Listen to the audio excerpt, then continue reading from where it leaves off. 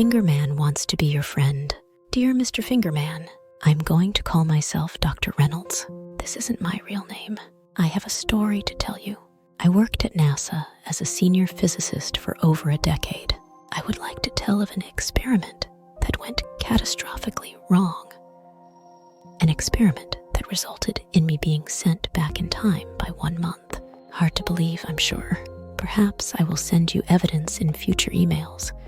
But for now, my word will have to suffice. Disclosing my story will make me a target. That is, if my true identity is compromised. I'm old now, dying of a terminal illness. I choose to remain hidden more for the safety of my family than myself. For years, a clandestine project codenamed Chronosaurium was in development, aimed at manipulating the fabric of time itself. The potential benefits were staggering, but the inherent risks were downplayed or outright ignored. There were more agencies involved than NASA. So many secrets. Each department, each team, blind to all the other moving pieces.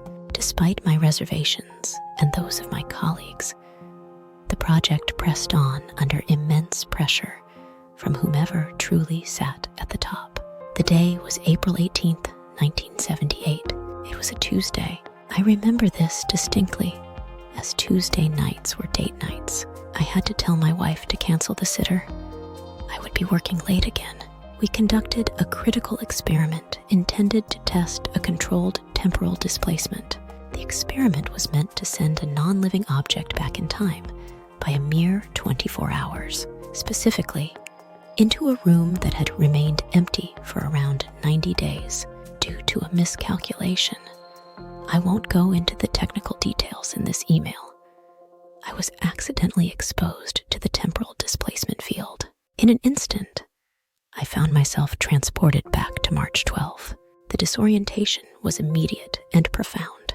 I had memories of events that had yet to occur, and knowledge of outcomes that hadn't transpired. What truly startled me was that once I realized what happened, I thought I would have to spend the next 30 days hiding from the me of the past. But I was the me of the past. I had to relive that entire month. I immediately found my supervisors and explained everything, trying to convince my superiors that I was really the me from 30 days in the future wasn't difficult. I was able to tell them things that were not planned to be revealed to my team yet. I knew all the details I should not have known at that time.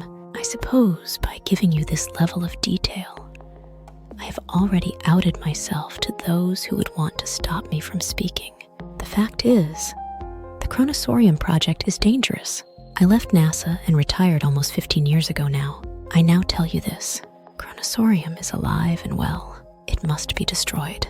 Certain people, certain elites, have the power to travel back and relive months, years, for all I know, even decades of their past. I have more details on how this technology is being used. I will provide these details and perhaps some evidence in future emails. I understand if you don't make my story into a video on your channel. I cannot guarantee your safety if you do so. Who can be your friend? The Fingerman can.